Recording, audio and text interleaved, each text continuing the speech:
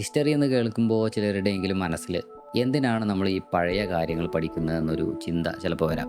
Latest ആയിട്ടുള്ള brain സ്കാനുകൾ, പുതിയ തെറാപ്പികൾ, മനുഷ്യരുടെ ഇപ്പോഴത്തെ ബിഹേവിയർ, ഇതൊക്കെ മനസ്സിലാക്കുന്നതല്ലേ ശരിക്കും സൈക്കോളജി. അപ്പോൾ എന്തിനാണ് നമ്മൾ ഈ പഴയ കാര്യങ്ങളൊക്കെ പഠിക്കുന്നത്? ഇങ്ങനെ ചിന്തിക്കുന്നത് തീർത്തും ശരിയാണ്. പക്ഷേ നമ്മളിപ്പോൾ എവിടെ എത്തി നിൽക്കുന്നു എന്ന് കൃത്യമായിട്ട് മനസ്സിലാകണമെങ്കിൽ നമ്മൾ എവിടെ നിന്നാണ് തുടങ്ങിയത് എന്ന് അറിഞ്ഞേ മതിയാവും. നമ്മളൊരു വലിയ മരം കാണുമ്പോൾ അതിനെ മനസ്സിലാക്കാൻ അതിൻ്റെ ഇലകളെയോ കൊമ്പുകളെയോ മാത്രം നോക്കിയാൽ പോരല്ലോ. മറിച്ച് ആ മരം ഇത്രയും വലുതാകാൻ കാരണമായിട്ടുള്ള അതിൻ്റെ വേരുകളെക്കുറിച്ച് അറിയണം. അത് വളർന്നു വന്ന മണ്ണിനെക്കുറിച്ച് പഠിക്കണം. അത് അതിജീവിച്ച കാറ്റും മഴയും വെയിലും ഒക്കെ മനസ്സിലാക്കണം. അതുപോലെ തന്നെ സൈക്കോളജിയുടെ ചരിത്രം എന്ന് പറയുന്നത് ഈ സബ്ജക്റ്റിൻ്റെ വേരുകളാണ് എന്നതുകൊണ്ട് തന്നെ ഇന്ന് നമ്മൾ പഠിക്കുന്ന എല്ലാ കാര്യങ്ങൾക്കും ഒരു അടിത്തറയും ഊർജവും നൽകുന്നത് ഈ ചരിത്രമാണ്. ശരിക്കും പറഞ്ഞാൽ മനുഷ്യരായിരിക്കുക എന്നതിൻ്റെ അർത്ഥം എന്താണെന്ന് കണ്ടെത്താൻ ശ്രമിച്ച ഒരുപാട് പ്രതിഭകളുടെയും സാഹസികമായ പരീക്ഷണങ്ങളുടെയും തർക്കങ്ങളുടെയും ഒക്കെ ഒരു വലിയ കഥയാണിത്. പണ്ട് കാലത്തെ ഫിലോസഫിക്കൽ ചിന്തകളിൽ നിന്ന് തുടങ്ങി ഇന്ന് കാണുന്ന വൈവിധ്യമാർന്ന സയൻസായിട്ട് സൈക്കോളജി മാറിയത് എങ്ങനെയെന്ന് നമ്മൾ മനസ്സിലാക്കേണ്ടതുണ്ട്. പ്രധാനപ്പെട്ട സ്കൂൾ ഓഫ് തോട്ട്സ് അഥവാ ചിന്താധാരകൾ, അവരുടെ ഐഡിയകൾ, അവരുടെ നേട്ടങ്ങൾ, പോരായ്മകൾ, ഇതൊക്കെ നമ്മൾ ആഴത്തിൽ തന്നെ ഈ വീഡിയോയിൽ ഡിസ്കസ് ചെയ്യും. എന്ന് വെച്ച് വെറുതെ കുറേ പേരുകളും വർഷങ്ങളും ഒക്കെ കാണാപ്പാഠം പഠിക്കുക എന്നതല്ല കേട്ടോ നമ്മുടെ ലക്ഷ്യം.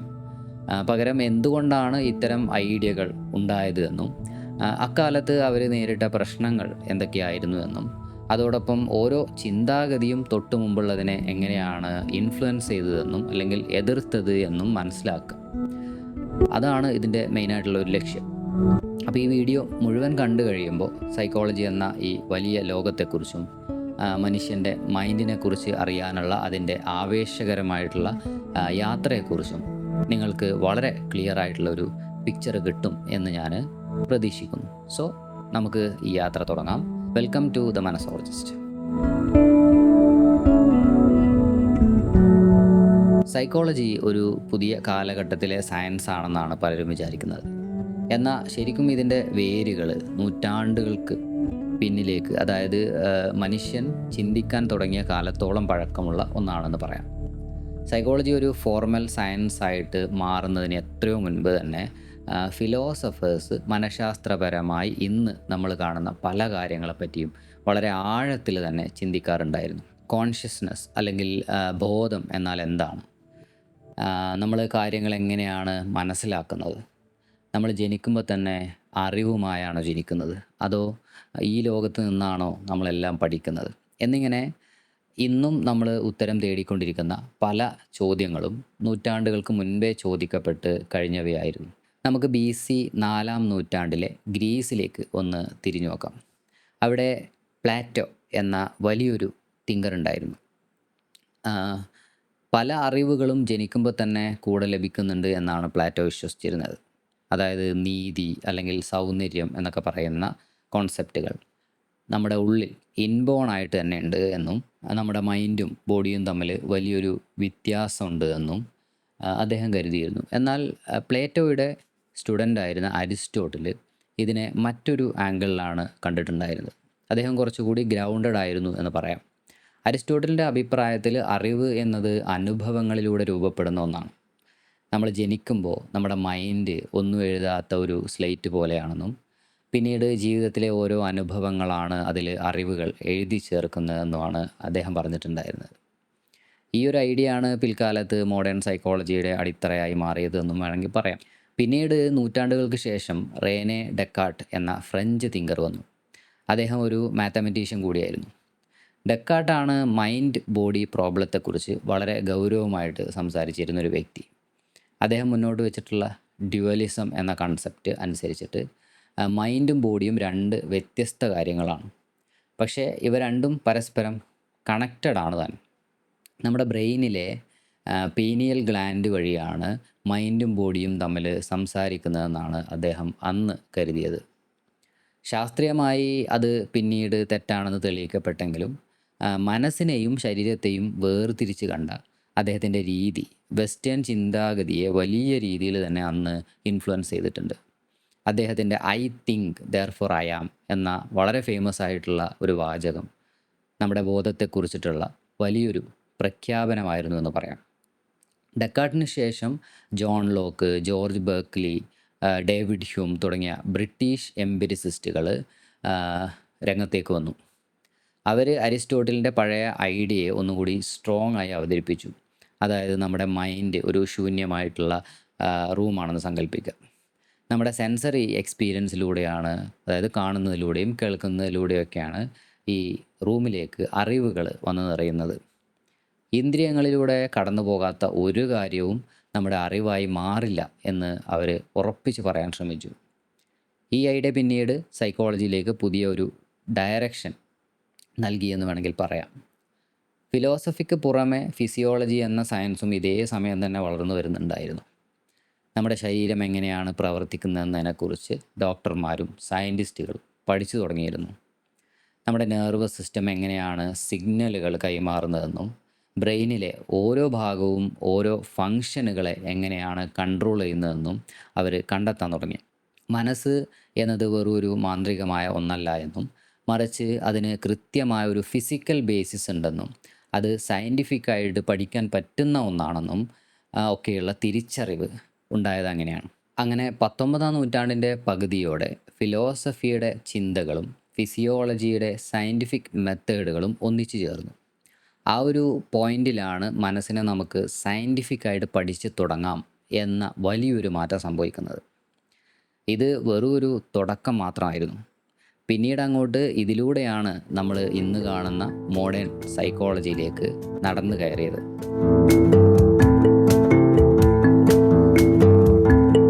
സൈക്കോളജിയുടെ ചരിത്രത്തെക്കുറിച്ച് സംസാരിക്കുമ്പോൾ നമുക്ക് ഒരിക്കലും മാറ്റി നിർത്താൻ പറ്റാത്ത ഒരു പേരാണ് വില്യം വൂഡ്.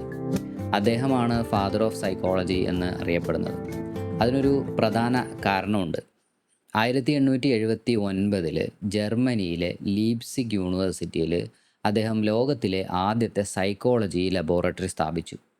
ഈ 1879 എന്ന വർഷമാണ് സൈക്കോളജിയെ ഇൻഡിപെൻഡൻറ്റ് സയൻസായിട്ട്, അതായത് ഒരു സ്വതന്ത്ര ശാസ്ത്ര ശാഖയായിട്ട് മാറ്റിയ വർഷമായിട്ട് നമ്മൾ കണക്കാക്കുന്നത്. അതുവരെ മനസ്സിനെക്കുറിച്ചിട്ടുള്ള പഠനങ്ങൾ വെറും ഫിലോസഫിയുടെ ഭാഗമായിരുന്നുവെങ്കിൽ വൂണ്ട് അതിനെ പരീക്ഷണശാലകളിലേക്ക് എത്തിച്ചു എന്നതാണ് ഏറ്റവും വലിയ വിപ്ലവം. വൂണ്ടിൻ്റെ ലബോറട്ടറി മറ്റുള്ളവരിൽ നിന്ന് വ്യത്യസ്തമാകാൻ കാരണം അദ്ദേഹം മനസ്സിനെക്കുറിച്ച് വെറുതെ ചിന്തിക്കുക മാത്രമല്ല ചെയ്തിരുന്നത്, മറിച്ച് അതിനെക്കുറിച്ച് പരീക്ഷണങ്ങൾ നടത്തുകയായിരുന്നു. ഒരു കെമിസ്റ്റ് വെള്ളത്തെ ഹൈഡ്രജനും ഓക്സിജനുമായി വേർതിരിക്കുന്നത് പോലെ നമ്മുടെ കോൺഷ്യസ്നെസ്സിനെ അഥവാ ബോധമനസ്സിനെ അതിൻ്റെ ഏറ്റവും അടിസ്ഥാനപരമായ ഘടകങ്ങളായിട്ട് തിരിക്കാനാണ് അദ്ദേഹം ശ്രമിച്ചത്.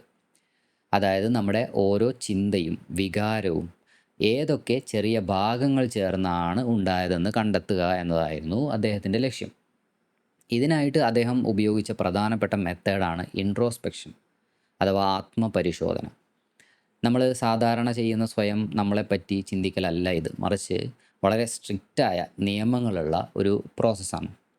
അതുകൊണ്ട് തന്നെ പ്രത്യേക ട്രെയിനിങ് കിട്ടിയ ആളുകളെയാണ് വൂണ്ട് ഇതിനായിട്ട് ഉപയോഗിച്ചിരുന്നത്. ആ ആളുകൾക്ക് ഒരു സൗണ്ട് കേൾപ്പിക്കും, അല്ലെങ്കിൽ ലൈറ്റോ അല്ലെങ്കിൽ ചിത്രമോ എന്തെങ്കിലുമൊക്കെ കാണിച്ചു കൊടുക്കും. എന്നിട്ട് ആ അനുഭവം വളരെ ഡീറ്റെയിൽ ആയിട്ട് വിവരിക്കാൻ അവരോട് ആവശ്യപ്പെടും. ഫോർ എക്സാമ്പിൾ, ഒരു ബെല്ലടിക്കുമ്പോൾ ഞാനൊരു ബെല്ല് കേട്ടു എന്ന് പറയുന്നതിന് പകരം ആ സൗണ്ടിൻ്റെ തീവ്രത, അതിൻ്റെ പിച്ച്, അത് എത്ര മില്ലി സെക്കൻഡ് നീണ്ടു നിന്നു എന്നൊക്കെ വളരെ കൃത്യമായിട്ട് പറയണം. ഇതൊരു ചോക്ലേറ്റ് കഴിക്കുന്നത് പോലെ സങ്കല്പിച്ച് നോക്കിയാൽ നമ്മൾ സാധാരണ നല്ല ടേസ്റ്റുള്ള ചോക്ലേറ്റ് എന്ന് പറയുന്നതിന് പകരം വൂണ്ടിൻ്റെ മെത്തേഡിൽ അതിൻ്റെ മധുരം, നാവിലലിയുന്ന ആ ഒരു ടെക്സ്ചർ, അതിൻ്റെ നിറം, മണം എന്നിങ്ങനെ ഓരോ സെൻസേഷനെയും വെവ്വേറെ തിരിച്ചറിയണം. സബ്ജക്റ്റീവായ അനുഭവങ്ങളെ സയൻസിൻ്റെ അളവുകോലുകൾ വെച്ച് മെഷർ ചെയ്യാൻ അദ്ദേഹം നടത്തിയ ഈ ശ്രമം ശരിക്കും ഒരു പുതുമയായിരുന്നു എന്ന് വേണമെങ്കിൽ പറയാം. പിന്നീട് വൂണ്ടിൻ്റെ ശിഷ്യനായ എഡ്വേർഡ് ടിച്ച്നർ ഈ ഐഡിയാസ് അമേരിക്കയിലേക്ക് കൊണ്ടുപോവുകയും സ്ട്രക്ചറലിസം എന്ന പുതിയൊരു രീതിക്ക് തുടക്കമിടുകയൊക്കെ ചെയ്തു. ടിഷ്നർ വൂണ്ടിനേക്കാളും സ്ട്രിക്റ്റ് ആയിരുന്നു ഇൻട്രോസ്പെക്ഷൻ്റെ കാര്യത്തിൽ. നമ്മുടെ ബ്രെയിനിൽ നടക്കുന്ന ഓരോ അനുഭവങ്ങളെയും തരംതിരിച്ച് കെമിസ്ട്രിയിലെ പീരിയോഡിക് ടേബിൾ പോലെ ഒരു ലിസ്റ്റ് ഉണ്ടാക്കാനാണ് ടിഷ്നറുടെ ശ്രമം. എന്നാൽ കാലക്രമേണ സ്ട്രക്ചറലിസത്തിന് ചില വെല്ലുവിളികൾ നേരിടേണ്ടി വന്നു. ഒന്നാമത്തെ പ്രശ്നം, ഇത് വളരെ സബ്ജക്റ്റീവായിരുന്നു എന്നതാണ്. എനിക്ക് തോന്നുന്ന ഒരു ചുവപ്പ് നിറമായിരിക്കില്ല നിങ്ങൾക്ക് തോന്നുന്നത്. അത് ശരിയാണോ എന്ന് ഉറപ്പിക്കാൻ മറ്റൊരു ഒബ്ജക്റ്റീവായിട്ടുള്ള വഴിയും അന്നുണ്ടായിരുന്നില്ല. രണ്ടാമതായിട്ട്, ഓരോ വ്യക്തിയും പറയുന്ന കാര്യങ്ങൾ വ്യത്യസ്തമായതുകൊണ്ട് തന്നെ ഈ പരീക്ഷണങ്ങൾ വീണ്ടും ആവർത്തിച്ച് ഒരേ റിസൾട്ടിലെത്തുക എന്നത് ബുദ്ധിമുട്ടായിരുന്നു. കൂടാതെ കുട്ടികളിലോ മൃഗങ്ങളിലോ ഇത്തരം പരീക്ഷണങ്ങൾ നടത്താൻ കഴിയില്ലായിരുന്നു. കാരണം അവർക്ക് തങ്ങളുടെ അനുഭവങ്ങൾ ഇത്ര കൃത്യമായിട്ട് വിവരിക്കാൻ അറിയില്ലല്ലോ. അതുപോലെ തന്നെ നമ്മുടെ ഓർമ്മശക്തി, പ്രോബ്ലം സോൾവിങ് ഇങ്ങനെയുള്ള കഴിവുകളൊന്നും പഠിക്കാൻ ഈ രീതി അത്ര ആപ്റ്റായിരുന്നില്ല. എങ്കിലും സ്ട്രക്ചറലിസം പരാജയപ്പെട്ടു എന്ന് പറയാൻ കഴിയില്ല. കാരണം മനസ്സിനെ ഒരു പരീക്ഷണ വസ്തുവായി കാണാമെന്നും അതിനെ സയൻറ്റിഫിക്കായിട്ട് പഠിക്കാമെന്നും ലോകത്തിന് കാണിച്ചു കൊടുത്തത് ഇവരാണ്. പിന്നീട് അങ്ങോട്ട് ആ ഒരു അടിത്തറയിലാണ് മോഡേൺ സൈക്കോളജി ഇന്ന് കാണുന്ന രീതിയിൽ ബിൽഡ് ചെയ്തത്. നമ്മൾ സ്ട്രക്ചറലിസത്തെക്കുറിച്ച് സംസാരിച്ചപ്പോൾ മനസ്സിനെ ഓരോ കഷ്ണങ്ങളായിട്ട് മുറിച്ച് പരിശോധിക്കുന്ന രീതിയെക്കുറിച്ചാണല്ലോ പറഞ്ഞത്. എന്നാൽ കൃത്യം ആ സമയത്ത് തന്നെ അമേരിക്കയിൽ നിന്ന് തികച്ചും വ്യത്യസ്തമായിട്ടുള്ള വളരെ ഇൻട്രസ്റ്റിംഗ് ആയിട്ടുള്ള മറ്റൊരു ചിന്താഗതി വളർന്നു വരുന്നുണ്ടായിരുന്നു. ഇതിന് നേതൃത്വം നൽകിയിട്ടുണ്ടായിരുന്നത് വില്യം ജെയിംസ് എന്ന ഒരു ജീനിയസ് ആയിരുന്നു. അദ്ദേഹത്തെയാണ് നമ്മൾ ഫാദർ ഓഫ് അമേരിക്കൻ സൈക്കോളജി എന്ന് വിശേഷിപ്പിക്കുന്നത്. ഹാർവാർഡ് യൂണിവേഴ്സിറ്റിയിൽ വർക്ക് ചെയ്തിരുന്ന ജെയിംസിന് വൂണ്ടിൻ്റെയും ടിഷ്നറുടെയും സ്ട്രക്ചറലിസ്റ്റ് രീതികൾ അല്പം നാരോയും അതുപോലെ ആർട്ടിഫിഷ്യലൊക്കെ ആയിട്ടാണ് തോന്നിയിട്ടുണ്ടായിരുന്നത്. നമ്മുടെ ബോധമനസ്സ് അല്ലെങ്കിൽ കോൺഷ്യസ്നെസ് എന്ന് പറയുന്നത് കുറേ നിശ്ചലമായ ഘടകങ്ങൾ കൂട്ടിവെച്ച ഒരു സാധനമല്ലെന്ന് അദ്ദേഹം വാദിച്ചു. അതിന് പകരം അതൊരു സ്ട്രീം അല്ലെങ്കിൽ ഒഴുക്കാണെന്നാണ് അദ്ദേഹം പറഞ്ഞത്.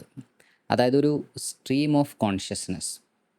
ഒരു പുഴയിൽ നിന്ന് ഒരു കൈ വെള്ളം കോരി എടുത്ത് നോക്കിയാൽ ആ വെള്ളം നിങ്ങളുടെ കയ്യിൽ അധിക നേരം നിൽക്കില്ലല്ലോ. അത് വിരലുകൾക്കിടയിലൂടെ ഇങ്ങനെ ഒഴുകിക്കൊണ്ടേയിരിക്കും. അതുപോലെ തന്നെയാണ് നമ്മുടെ ബ്രെയിന് വർക്ക് ചെയ്യുന്നതെന്നും അത് എപ്പോഴും മാറിക്കൊണ്ടിരിക്കുന്ന ഒരിടത്തും നിൽക്കാത്ത ഒരു പ്രവാഹമാണ് എന്നായിരുന്നു അദ്ദേഹത്തിൻ്റെ കാഴ്ചപ്പാട്. ഈ ഒരു ചിന്താഗതിയെയാണ് നമ്മൾ ഫങ്ഷണലിസം എന്ന് വിളിക്കുന്നത്. ഇവിടെ മെയിനായിട്ട് നമ്മൾ ചോദിക്കുന്ന ഒരു ചോദ്യം, അല്ലെങ്കിൽ ഫങ്ഷണലിസ്റ്റുകൾ ചോദിക്കുന്ന ഒരു ചോദ്യം, മനസ്സിൻ്റെ അടിസ്ഥാന ഘടകങ്ങൾ എന്തൊക്കെയാണ് എന്നതല്ല, മറിച്ച് മനസ്സിൻ്റെ ധർമ്മം അല്ലെങ്കിൽ ഫങ്ഷൻ എന്താണ് എന്നാണ്. അതായത് നമ്മുടെ ബോധ മനസ്സിന് ഒരു ഉദ്ദേശമുണ്ടോ, അത് നമ്മളെ ഈ ചുറ്റുപാടുമായിട്ട് പൊരുത്തപ്പെടാൻ എങ്ങനെയാണ് സഹായിക്കുന്നത് എന്നതിലൊക്കെയായിരുന്നു അദ്ദേഹം കൂടുതൽ ഫോക്കസ് ചെയ്തിട്ടുണ്ടായിരുന്നത്. ഈ ഒരു ആശയത്തിന് പിന്നിൽ ശരിക്കും പറഞ്ഞാൽ ചാൾസ് ഡാർവിൻ്റെ പരിണാമ സിദ്ധാന്തത്തിൻ്റെ വലിയൊരു ഇൻഫ്ലുവൻസ് ഉണ്ട്. ജീവികളുടെ ശാരീരികമായിട്ടുള്ള പ്രത്യേകതകൾ അവയെ സർവൈവലിനും റീപ്രൊഡക്ഷനും ഒക്കെ സഹായിക്കുന്നത് പോലെ തന്നെ നമ്മുടെ ചിന്തകളും വികാരങ്ങളും ഒക്കെ ഒരു പ്രത്യേക ലക്ഷ്യത്തോടെ പരിണമിച്ച് വന്നതാണെന്നാണ് ജെയിംസ് വിശ്വസിച്ചിട്ടുണ്ടായിരുന്നത്. ഉദാഹരണത്തിന് നമുക്ക് എന്തിനാണ് മെമ്മറി ഉള്ളത് എന്ന് ചിന്തിച്ചു കഴിഞ്ഞാൽ, പഴയ അനുഭവങ്ങളിൽ നിന്ന് കാര്യങ്ങൾ പഠിക്കാനും ഭാവിയിൽ വരാൻ പോകുന്ന കാര്യങ്ങൾ മുൻകൂട്ടി പ്രെഡിക്റ്റ് ചെയ്യാനും വേണ്ടിയാണ് അത് നമ്മളെ ഹെൽപ്പ് ചെയ്യുന്നത്. അതുപോലെ തന്നെയാണ് പേടി അല്ലെങ്കിൽ ഫിയർ എന്ന ഒരു ഇമോഷൻ. ഒരു അപകടം വരുമ്പോൾ പേടി തോന്നുന്നത് കൊണ്ടാണ് നമ്മൾ അവിടെ നിന്ന് എസ്കേപ്പ് ആകുന്നത്. ചുരുക്കി പറഞ്ഞാൽ ഓരോ മെൻ്റൽ പ്രോസസ്സും നമ്മളെ ഈ ലോകത്ത് മെച്ചപ്പെട്ട രീതിയിൽ ജീവിക്കാൻ സഹായിക്കുന്ന ടൂളുകളാണ് എന്നർത്ഥം.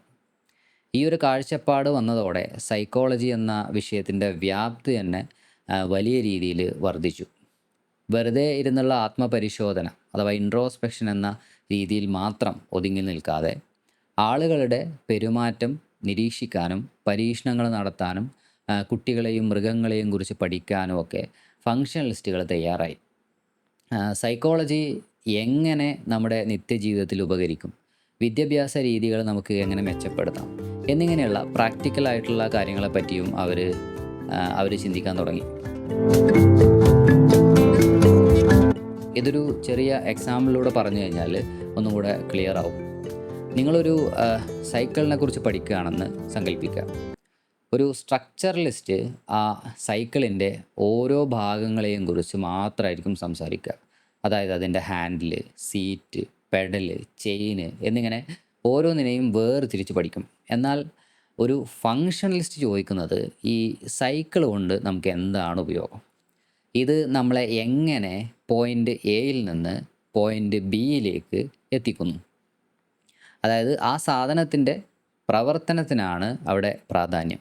ഫങ്ഷണലിസം എന്ന ചിന്താഗതി സൈക്കോളജിയിൽ വലിയൊരു വിപ്ലവം തന്നെയായിരുന്നു എന്ന് പറയാം. Educational psychology, applied psychology, industrial psychology തുടങ്ങിയ മേഖലകൾ വളർന്നു വരാൻ ഇത് വലിയൊരു അടിത്തറ നൽകി എന്ന് പറയാം. മനസ്സിൻ്റെ ഘടകങ്ങളെ വെറുതെ വിവരിക്കുന്നതിന് പകരം മനസ്സ് നമ്മളെ ഈ ലോകത്ത് എങ്ങനെ വഴി നടത്തുന്നു എന്ന് മനസ്സിലാക്കാനാണ് അവർ ശ്രമിച്ചത്. കാലക്രമേണ സ്ട്രക്ചറലിസം പോലെ തന്നെ ഫങ്ഷണലിസം ഒരു പ്രത്യേക സ്കൂൾ ഓഫ് തോട്ടായി മാറിയെങ്കിലും അതിൻ്റെ എസെൻസ് ഇന്നും മോഡേൺ സൈക്കോളജിയുടെ DNA-യിൽ അലിഞ്ഞു ചേർന്നിട്ടുണ്ട് എന്ന് തന്നെ പറയാം. 20-ാം നൂറ്റാണ്ടിൻ്റെ തുടക്കം സൈക്കോളജി എന്ന ഫീൽഡിനെ സംബന്ധിച്ചിടത്തോളം ഒരു വിപ്ലവത്തിൻ്റെ കാലഘട്ടമായിരുന്നു എന്ന് പറയാം. അതുവരെ നമ്മൾ കണ്ടിരുന്ന ചിന്താഗതികളിൽ നിന്ന് മാറി മനുഷ്യൻ്റെ മനസ്സിനെയും പെരുമാറ്റത്തെയും കുറിച്ച് തികച്ചും വ്യത്യസ്തമായതും അതോടൊപ്പം വളരെയധികം ഇൻഫ്ലുവൻഷ്യലായതുമായിട്ടുള്ള ചില ആശയങ്ങൾ ഈ സമയത്താണ് രൂപപ്പെട്ടിട്ടുണ്ടായിരുന്നത്. ഈ വിപ്ലവത്തിന് തുടക്കം കുറിച്ചത് വിയന്നയിൽ നിന്നുള്ള സിഗ്മണ്ട് ഫ്രോയിഡ് എന്ന ഡോക്ടറായിരുന്നു.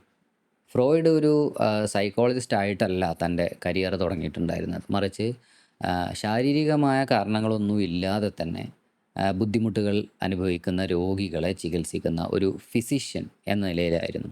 ഈ ക്ലിനിക്കൽ എക്സ്പീരിയൻസിൽ നിന്നാണ് അദ്ദേഹം സൈക്കോ അനാലിസിസ് എന്ന വിപ്ലവകരമായിട്ടുള്ള തിയറി കെട്ടിപ്പടുത്തത്.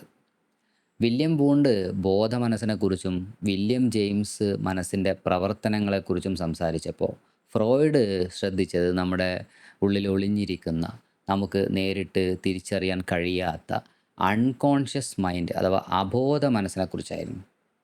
നമ്മുടെ ബ്രെയിന് ചെയ്യുന്ന കാര്യങ്ങളിൽ ഭൂരിഭാഗവും ഈ അബോധ മനസ്സിലാണ് നടക്കുന്നതെന്നായിരുന്നു അദ്ദേഹത്തിൻ്റെ പ്രധാനപ്പെട്ട വാദം. ഇതിനെ വളരെ സിമ്പിളായിട്ട് മനസ്സിലാക്കാൻ അദ്ദേഹം ഒരു ഐസ്ബർഗ് അഥവാ മഞ്ഞുമലയുടെ ഉദാഹരണമാണ് ഉപയോഗിച്ചത്. കടലിൽ പൊങ്ങിക്കിടക്കുന്ന ഒരു മഞ്ഞുമലയുടെ ചെറിയൊരു ഭാഗം മാത്രമേ നമുക്ക് പുറത്ത് കാണാൻ കഴിയൂ. അതുപോലെയാണ് നമ്മുടെ ബോധമനസ്സ്. വെള്ളത്തിനടിയിൽ കാണപ്പെടാത്ത വലിയൊരു ഭാഗമുണ്ട്. അതാണ് അൺകോൺഷ്യസ് മൈൻഡ്. നമ്മുടെ തീവ്രമായ ആഗ്രഹങ്ങൾ, പേടികൾ, പഴയ ഓർമ്മകൾ എന്നിവയെല്ലാം ഈ അൺകോൺഷ്യസ് മൈൻഡിലാണ് ഒളിഞ്ഞിരിക്കുന്നത്. നമ്മൾ പോലും അറിയാതെ നമ്മുടെ പെരുമാറ്റത്തെ നിയന്ത്രിക്കുന്നത് ഈ അബോധ മനസ്സാണ്. ഫ്രോയിഡിൻ്റെ അഭിപ്രായത്തിൽ നമ്മുടെ വ്യക്തിത്വത്തെ രൂപപ്പെടുത്തുന്നതിൽ കുട്ടിക്കാലത്തെ അനുഭവങ്ങൾക്ക് വലിയ പങ്കുണ്ട്. ശരിക്കും കുട്ടിക്കാലത്ത് നമ്മൾ കടന്നു പോകുന്ന പല ഘട്ടങ്ങളിലുണ്ടാകുന്ന പ്രശ്നങ്ങൾ പിന്നീട് മുതിർന്നവരാകുമ്പോൾ നമ്മുടെ സ്വഭാവത്തെ ബാധിക്കുമെന്നും അദ്ദേഹം വിശ്വസിച്ചിട്ടുണ്ടായിരുന്നു. ഇതിനെ വിശദീകരിക്കാൻ അദ്ദേഹം പേഴ്സണാലിറ്റിയെ 3 ഭാഗങ്ങളായിട്ട് തിരിച്ചു. ഒന്ന് ഇഡാണ്. ഇത് ജനനം മുതലേ നമ്മുടെ ഉള്ളിലുള്ള ഒരു കുഞ്ഞിനെ പോലെയാണ്. എന്ത് കാര്യവും അപ്പോൾ തന്നെ വേണം എന്ന് വാശി പിടിക്കുന്ന ഒരു പ്ലഷർ പ്രിൻസിപ്പിളാണ് ഇതിനുള്ളത്. രണ്ടാമത്തേത് സൂപ്പർ ഈഗോ ആണ്. ഇത് നമ്മുടെ ഉള്ളിലെ ധാർമ്മിക ബോധമാണ്. ശരിയും തെറ്റും നോക്കി പെരുമാറാൻ നമ്മളെ പ്രേരിപ്പിക്കുന്ന ഒരു സ്ട്രിക്റ്റ് പാരൻറ്റിനെ പോലെയാണത്. ഈ 2 പേരെയും ബാലൻസ് ചെയ്ത് കൊണ്ടുപോകുന്ന മധ്യസ്ഥനാണ് ഈഗോ. യാഥാർത്ഥ്യബോധത്തോടെ കാര്യങ്ങൾ കൈകാര്യം ചെയ്യുന്ന ഈഗോ ശരിക്കും ഒരു എക്സിക്യൂട്ടീവിനെ പോലെയാണ് വർക്ക് ചെയ്യുന്നത്. ഈ ഇഡും സൂപ്പർ ഈഗോയും തമ്മിൽ നിരന്തരം പോരാട്ടം നടക്കാറുണ്ട്. ഇതിൽ നിന്ന് ഉണ്ടാകുന്ന ടെൻഷൻ കുറക്കാൻ ഈഗോ ചില ഡിഫെൻസ് മെക്കാനിസംസ് ഉപയോഗിക്കും. ഉദാഹരണത്തിന് സങ്കടകരമായിട്ടുള്ള കാര്യങ്ങൾ മറന്നു കളയുന്ന റിപ്രഷൻ, അല്ലെങ്കിൽ തെറ്റുകൾ മറ്റൊരാളുടെ തലയിൽ കെട്ടിവെക്കുന്ന പ്രൊജക്ഷൻ. അതൊക്കെ ഈ ഡിഫെൻസ് മെക്കാനിസത്തിന് ഉദാഹരണമാണ്. ഫ്രോയിഡ് തൻ്റെ ചികിത്സയ്ക്ക് ഉപയോഗിച്ചിരുന്ന രീതികളും വളരെ വ്യത്യസ്തമായിരുന്നു. സ്വപ്നങ്ങളെ അനലൈസ് ചെയ്യുന്ന ഡ്രീം അനാലിസിസ് അതിലൊന്നാണ്. കാരണം സ്വപ്നങ്ങൾ അബോധ മനസ്സിലേക്കുള്ള രാജവീതികളാണെന്നാണ് അദ്ദേഹം പറഞ്ഞിട്ടുണ്ടായിരുന്നത്. അതുപോലെ മനസ്സിൽ വരുന്ന കാര്യങ്ങൾ യാതൊരു നിയന്ത്രണവും ഇല്ലാതെ തുറന്ന് പറയുന്ന ഫ്രീ അസോസിയേഷൻ എന്ന രീതിയും അദ്ദേഹം കൊണ്ടുവന്നു. നമ്മൾ സംസാരിക്കുമ്പോൾ അറിയാതെ വരുന്ന നാക്ക് പിഴവുകളെപ്പോലും ഫ്രോയിഡിയൻ സ്ലിപ്സ് എന്നാണ് നമ്മൾ വിളിക്കാറുള്ളത്. കാരണം അവ നമ്മുടെ ഉള്ളിലെ രഹസ്യങ്ങൾ വെളിപ്പെടുത്തുന്നുണ്ടെന്നാണ് ഫ്രോയിഡ് വിശ്വസിച്ചിട്ടുണ്ടായിരുന്നത്. ഫ്രോയിഡിൻ്റെ ആശയങ്ങൾ ലോകത്തെ ശരിക്കും ഞെട്ടിച്ചു എന്ന് തന്നെ പറയാം. ടോക്ക് തെറാപ്പി എന്ന ആശയത്തിന് അടിത്തറയിട്ടത് ഫ്രോയിഡാണെന്ന് പറയാം.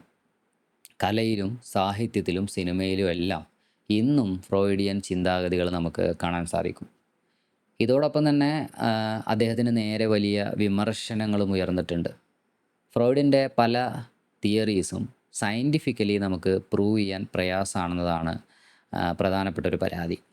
വെറും കുറച്ച് രോഗികളുടെ അനുഭവങ്ങളിൽ നിന്ന് ലോകത്തുള്ള മുഴുവൻ മനുഷ്യരെയും വിലയിരുത്തി എന്നതും അദ്ദേഹത്തിൻ്റെ സിദ്ധാന്തങ്ങളിൽ കൂടുതലായിട്ട് കടന്നു വരുന്ന സെക്സിസവും വിമർശിക്കപ്പെട്ടിട്ടുണ്ട്.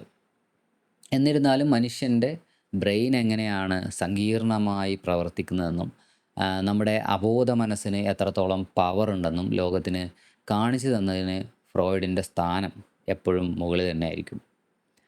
സൈക്കോ ഡൈനാമിക് അപ്രോച്ച് എന്ന അദ്ദേഹത്തിൻ്റെ ആശയങ്ങൾ പുതിയ രൂപത്തിൽ ഇന്നും സൈക്കോളജിയിൽ വലിയ ഇൻഫ്ലുവൻസ് ഉണ്ടാക്കുന്നുണ്ട്. മനസ്സിനെക്കുറിച്ചിട്ടുള്ള പഠനത്തിൽ സിഗ്മണ്ട് ഫ്രോയിഡ് കൊണ്ടുവന്ന അബോധ മനസ്സിൻ്റെയോ അല്ലെങ്കിൽ കാണാൻ കഴിയാത്ത വികാരങ്ങളുടെയോ ലോകത്ത് നിന്ന് തികച്ചും വ്യത്യസ്തമായ ഒരു വിപ്ലവം അമേരിക്കയിൽ രൂപപ്പെടുകയുണ്ടായി. ഇതിനെയാണ് നമ്മൾ ബിഹേവിയറിസം എന്ന് വിളിക്കുന്നത്. ശാസ്ത്രീയമായിട്ട് തെളിയിക്കാൻ കഴിയാത്ത ഒന്നിനെയും സൈക്കോളജിയിൽ ഉൾപ്പെടുത്തേണ്ടതില്ല എന്ന ഉറച്ച നിലപാടായിരുന്നു ഇവർക്കുണ്ടായിരുന്നത്. അതായത് നമ്മുടെ ബ്രെയിൻ അല്ലെങ്കിൽ മനസ്സ് എന്നതിനെ ഒരു ബ്ലാക്ക് ബോക്സ് പോലെയാണ് ഇവർ കണ്ടത്. ആ ബോക്സിനുള്ളിൽ എന്താണ് നടക്കുന്നതെന്ന് നമ്മൾ ആലോചിക്കേണ്ടതില്ല. പകരം അതിലേക്ക് നമ്മൾ നൽകുന്ന ഇൻപുട്ടുകളും അതിൽ നിന്ന് പുറത്തേക്ക് വരുന്ന ഔട്ട്പുട്ടുകളും മാത്രം നമ്മൾ ശ്രദ്ധിച്ചാൽ മതി. ചുരുക്കി പറഞ്ഞാൽ നമുക്ക് നേരിട്ട് കാണാനും അളക്കാനും കഴിയുന്ന മനുഷ്യൻ്റെ പെരുമാറ്റങ്ങളെ മാത്രമേ ശാസ്ത്രീയമായിട്ട് പഠിക്കാൻ കഴിയൂ എന്നതായിരുന്നു ബിഹേവിയറിസത്തിൻ്റെ കാഴ്ചപ്പാട്. ഈയൊരു ചിന്താഗതിക്ക് അടിത്തറയിട്ടത് റഷ്യൻ ഫിസിയോളജിസ്റ്റായ ഇവാൻ പാവ്ലോ ആണ്. പാവ്ലോ നായ്ക്കളിൽ നടത്തിയിട്ടുള്ള പരീക്ഷണം ഇന്നും വളരെ ഫേമസ് ആണ്. ആഹാരം കാണുമ്പോൾ നായയുടെ വായിൽ ഉമിനീര് വരുന്നത് സ്വാഭാവികമാണ്. എന്നാൽ ആഹാരം നൽകുന്നതിനൊപ്പം ഒരു ബെല്ലും കൂടി അടിച്ചാൽ കുറച്ച് നാൾ കഴിയുമ്പോൾ ആ ബെല്ലിൻ്റെ ശബ്ദം കേൾക്കുമ്പോൾ തന്നെ നായയുടെ വായിൽ ഉമിനീര് വരാൻ തുടങ്ങും. ഇതിനെയാണ് ക്ലാസിക്കൽ കണ്ടീഷനിങ് എന്ന് വിളിക്കുന്നത്. ഒരു ഐസ്ക്രീം വണ്ടിയുടെ സൗണ്ട് കേൾക്കുമ്പോൾ തന്നെ നമുക്ക് ഐസ്ക്രീം കഴിക്കണം എന്നൊരു തോന്നലൊക്കെ വരുന്നത് ശരിക്കും ഇത്തരം ഒരു കണ്ടീഷനിങ്ങിൻ്റെ ഭാഗമാണ്. ഈ ഐഡിയയെ സൈക്കോളജിയിലേക്ക് പൂർണ്ണമായിട്ട് കൊണ്ടുവന്നത് ജോൺ ബി വാട്സൺ ആണ്. സൈക്കോളജി എന്നാൽ പെരുമാറ്റങ്ങളെക്കുറിച്ചിട്ടുള്ള ശാസ്ത്രമാണെന്നും അദ്ദേഹം ഉറപ്പിച്ചു പറഞ്ഞു. ലിറ്റിൽ ആൽബർട്ട് എന്ന കുട്ടിയുടെ മേൽ അദ്ദേഹം നടത്തിയിട്ടുള്ള പരീക്ഷണം ഇന്നും ചർച്ച ചെയ്യപ്പെടുന്ന ഒന്നാണ്. വെള്ള എലിയെ കാണിക്കുമ്പോൾ ഭയപ്പെടുത്തുന്ന ഒരു വലിയ ശബ്ദം കൂടി അതിൻ്റെ കൂടെ കേൾപ്പിച്ചതിലൂടെ ആ കുട്ടിക്ക് വെള്ള എലിയെ കാണുമ്പോൾ തന്നെ പേടിയുണ്ടാകുന്ന അവസ്ഥ അദ്ദേഹം ഉണ്ടാക്കിയെടുത്തു. ഏത് കുട്ടിയെയും ഒരു പ്രത്യേക രീതിയിൽ വളർത്തിയെടുത്താൽ അവരെ നമുക്ക് ഇഷ്ടമുള്ള ഏത് പ്രൊഫഷണലായിട്ട് വേണമെങ്കിലും മാറ്റാൻ കഴിയുമെന്ന് അദ്ദേഹം വാദിച്ചു. ബിഹേവിയറിസത്തെ പിന്നീട് മറ്റൊരു തലത്തിലേക്ക് എത്തിച്ചത് BF സ്കിന്നറാണ്. അദ്ദേഹം ഓപ്പറൻ്റ് കണ്ടീഷനിങ് എന്ന രീതിയാണ് അവതരിപ്പിച്ചത്. അതായത് നമ്മുടെ പെരുമാറ്റങ്ങളുടെ ഫലത്തെ കോൺസിക്വൻസസിനെ അടിസ്ഥാനമാക്കി ആ പെരുമാറ്റം വീണ്ടും ആവർത്തിക്കപ്പെടുമോ ഇല്ലയോ എന്ന് തീരുമാനിക്കാം. ഇതിനെയാണ് റീഇൻഫോഴ്സ്മെൻ്റ് എന്നും പണിഷ്മെൻറ്റ് എന്നൊക്കെ വിളിക്കുന്നത്. ഉദാഹരണത്തിന് ഒരു കുട്ടി ഹോംവർക്ക് ചെയ്യുമ്പോൾ നമ്മൾ അതിനെ അപ്രീഷിയേറ്റ് ചെയ്താൽ ആ കുട്ടി അത് വീണ്ടും ചെയ്യാൻ താല്പര്യപ്പെടും.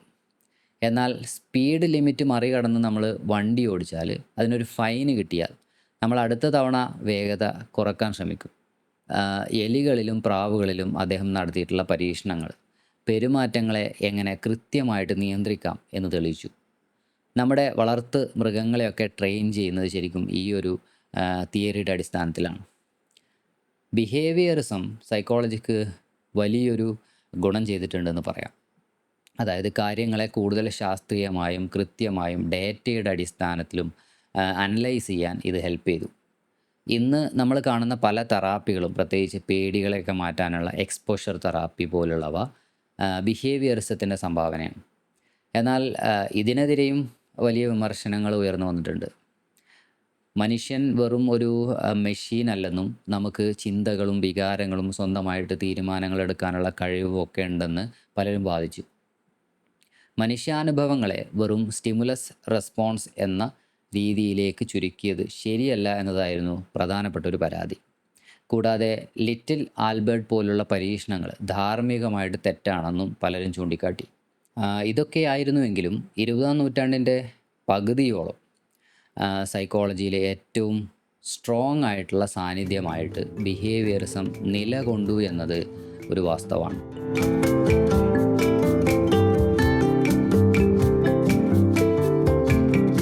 അമേരിക്കയിൽ ബിഹേവിയറിസം വലിയ രീതിയിൽ ചർച്ച ചെയ്യപ്പെട്ടിരുന്ന അതേ കാലഘട്ടത്തിൽ തന്നെ ജർമ്മനിയിൽ തികച്ചും വ്യത്യസ്തമായ മറ്റൊരു ചിന്താഗതി രൂപപ്പെടുന്നുണ്ടായിരുന്നു. അതാണ് ഗസ്റ്റാൾ സൈക്കോളജി. മനസ്സിനെ ചെറിയ കഷ്ണങ്ങളായിട്ട് മുറിച്ച് പഠിക്കാൻ ശ്രമിച്ച സ്ട്രക്ചറലിസത്തോടും മനസ്സിനെ പാടെ അവഗണിച്ച ബിഹേവിയർസത്തോടുമുള്ള ഒരു ശക്തമായിട്ടുള്ള റെസ്പോൺസ് ആയിരുന്നു ശരിക്കും ഇത്.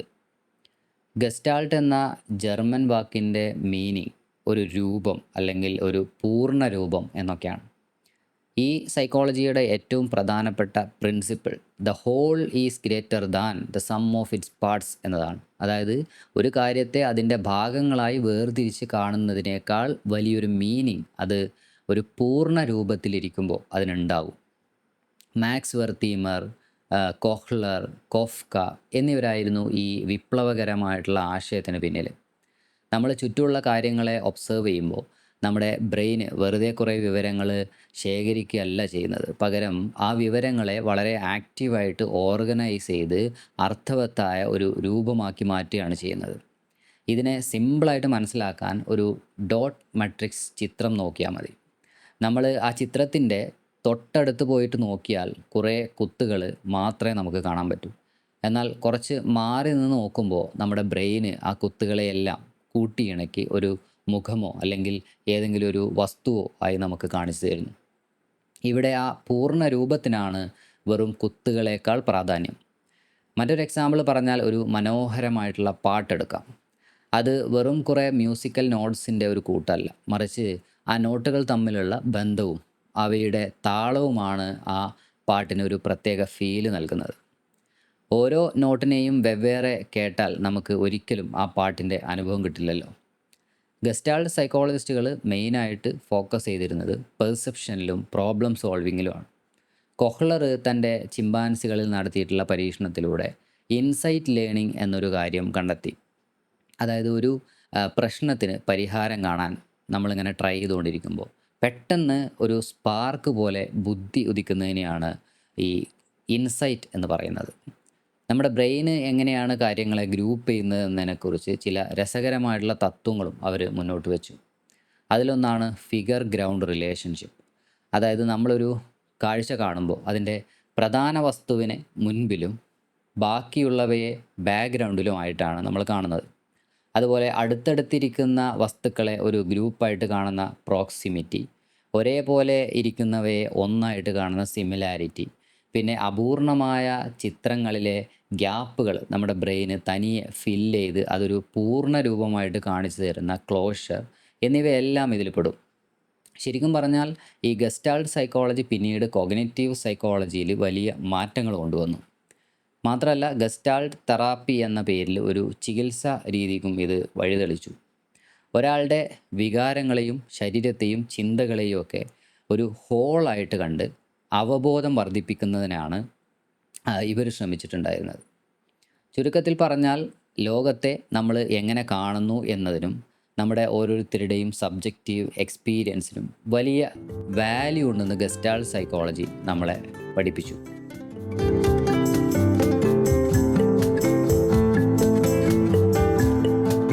20-ാം നൂറ്റാണ്ടിൻ്റെ പകുതിയൊക്കെ ആയപ്പോഴേക്കും സൈക്കോളജി എന്ന വിഷയം ശരിക്കും രണ്ട് പ്രധാന ചിന്താഗതികളുടെ കയ്യിലായിരുന്നു എന്ന് പറയാം.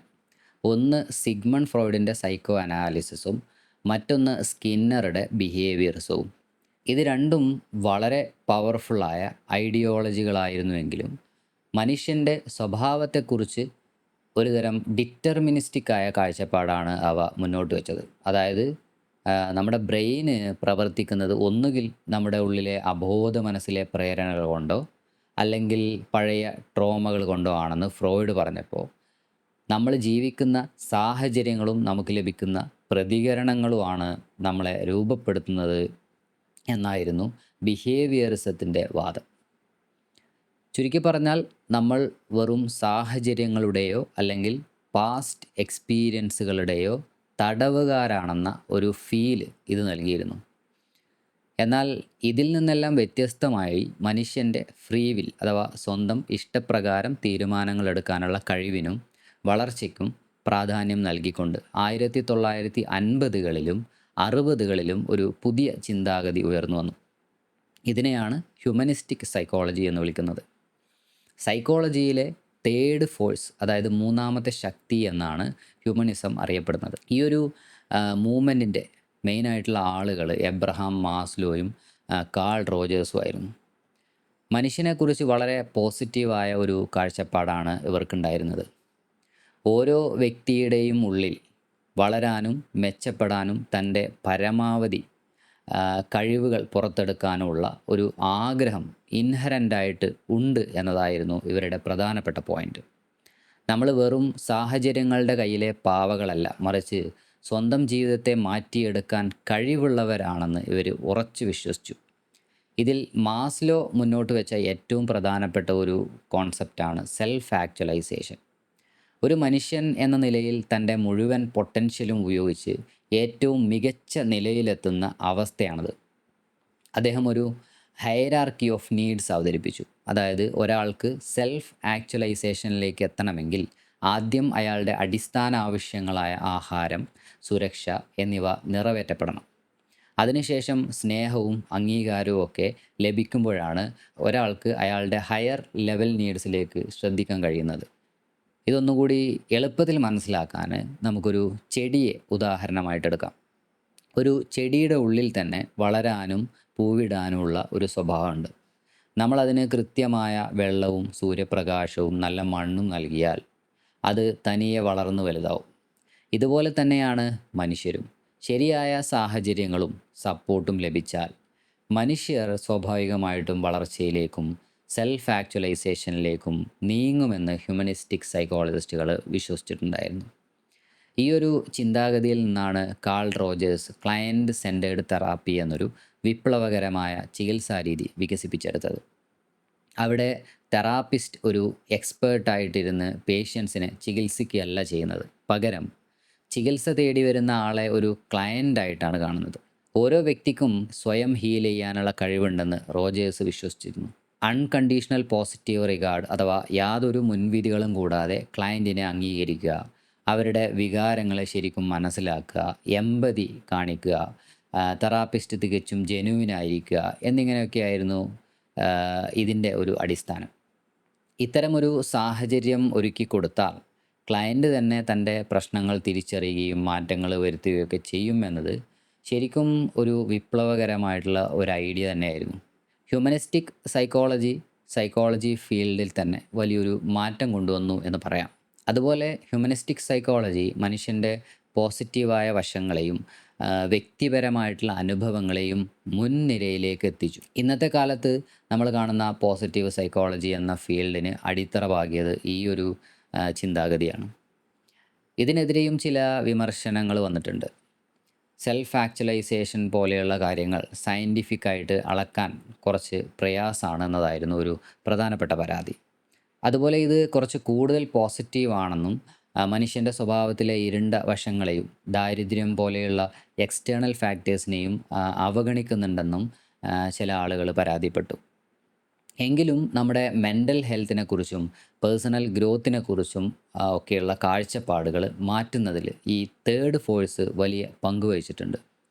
ജീവിതത്തിന് ഒരു ലക്ഷ്യവും അർത്ഥവും കണ്ടെത്താനുള്ള നമ്മുടെ ഓരോരുത്തരുടെയും ശ്രമങ്ങളെ ഇത് ശരിക്കും ഉയർത്തിക്കാട്ടിയെന്ന് പറയാം.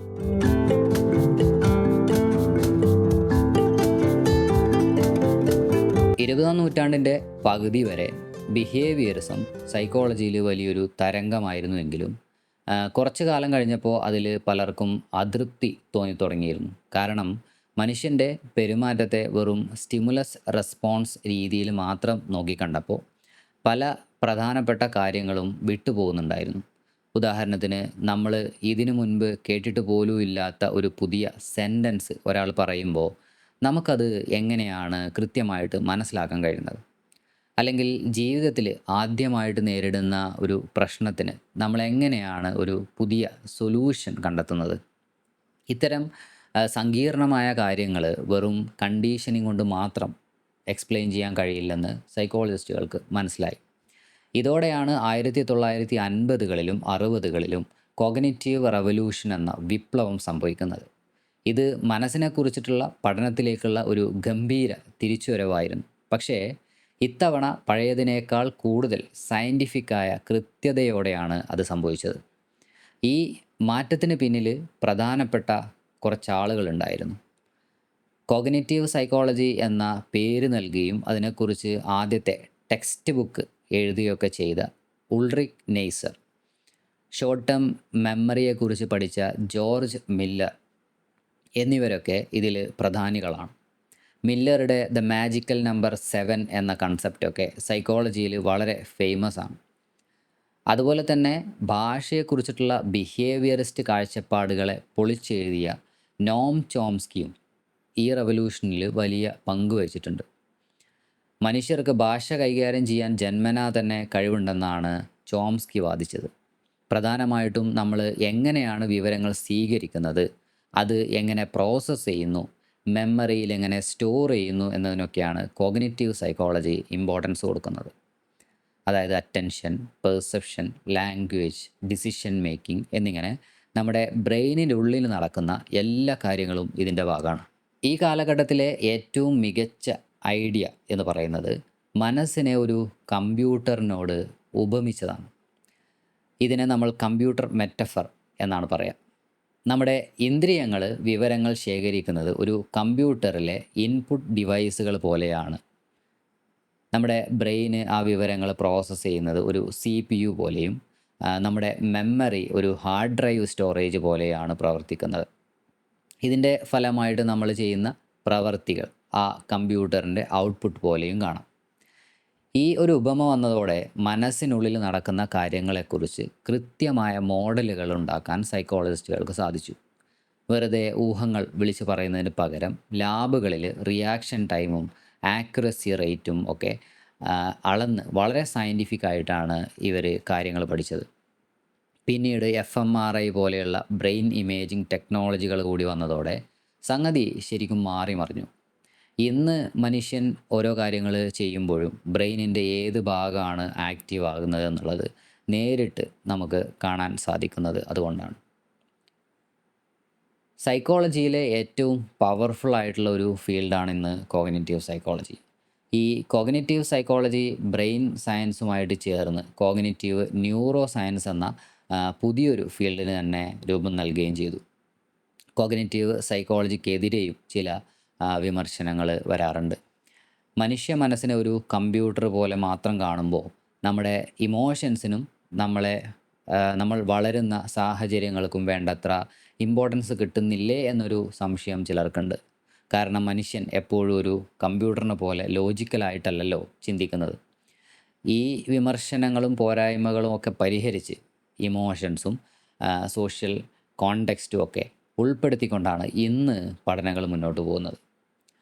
ചുരുക്കി പറഞ്ഞാൽ കോഗ്നിറ്റീവ് റവല്യൂഷൻ സൈക്കോളജിയിലൊരു പുതിയ വൈബ് കൊണ്ടുവരികയും മനുഷ്യ മനസ്സിനെ കൂടുതൽ ആഴത്തിൽ മനസ്സിലാക്കാൻ നമ്മളെ ഹെൽപ്പ് ചെയ്യുകയൊക്കെ ചെയ്തു.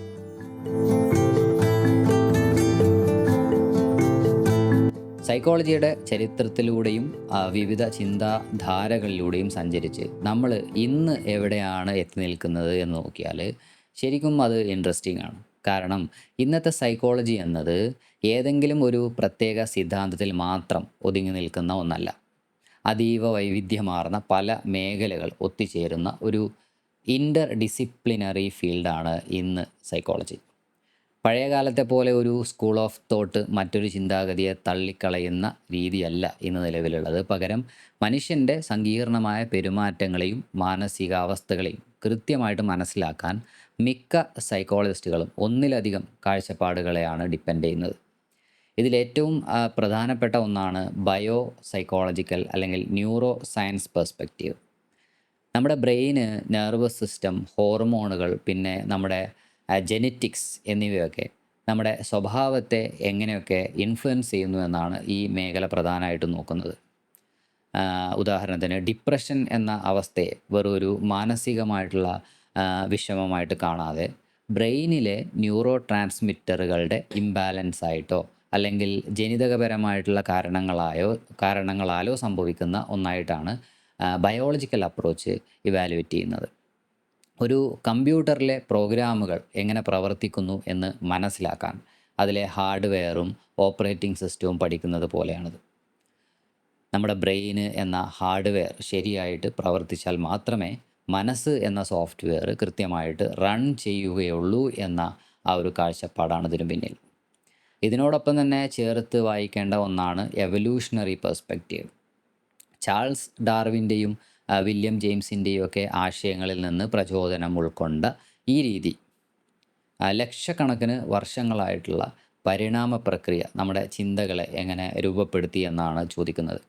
ഈ കാഴ്ചപ്പാടനുസരിച്ച് നമ്മുടെ പൂർവികർക്ക് അതിജീവനത്തിനും പ്രത്യുൽപാദനത്തിനും സഹായിച്ച കാര്യങ്ങൾ ഇന്നും നമ്മുടെ സ്വഭാവത്തിൽ നിലനിൽക്കുന്നുണ്ട്.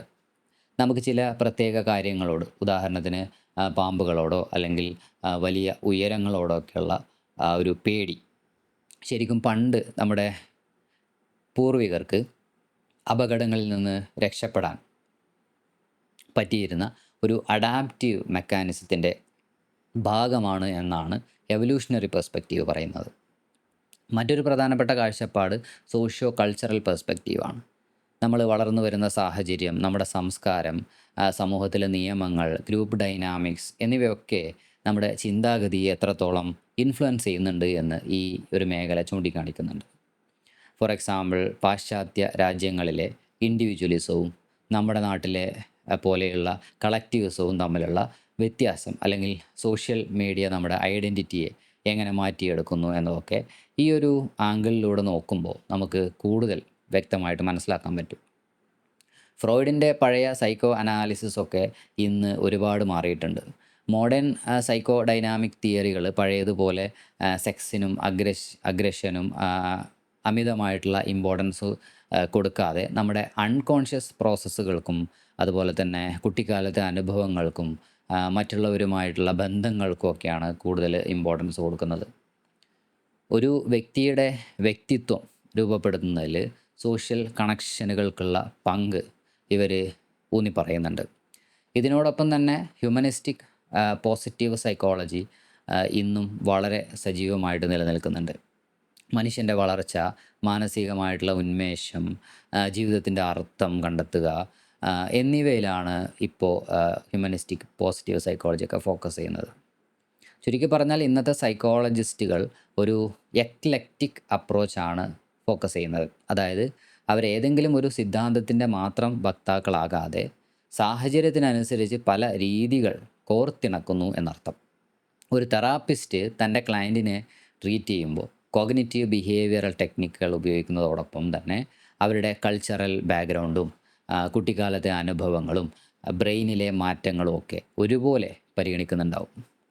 മനുഷ്യൻ്റെ പെരുമാറ്റം എന്നത് ഒരിക്കലും ഒരു സിംഗിൾ ഫാക്ടർ കൊണ്ട് മാത്രം സംഭവിക്കുന്ന ഒന്നല്ല. അതുകൊണ്ട് തന്നെ ബയോളജിക്കൽ, സൈക്കോളജിക്കൽ, സോഷ്യൽ ഫാക്ടേഴ്സ് ഒത്തുചേരുന്ന ഈ ഒരു മൾട്ടി ഫേസറ്റഡ് അപ്രോച്ചാണ് ശരിക്കും മനുഷ്യ മനസ്സിൻ്റെ സങ്കീർണതകൾ മനസ്സിലാക്കാൻ ഏറ്റവും അനുയോജ്യമെന്നാണ് ഇന്ന് നമ്മൾ തിരിച്ചറിഞ്ഞിട്ടുള്ളത്. മനുഷ്യൻ്റെ ഓരോ ചലനത്തിന് പിന്നിലും ഇത്രയധികം ലെയറുകൾ ഉണ്ടെന്നതാണ് സൈക്കോളജിയെ കൂടുതൽ ഇൻട്രസ്റ്റിംഗ് ആക്കുന്ന ഒരു പ്രധാനപ്പെട്ട ഫാക്ടർ.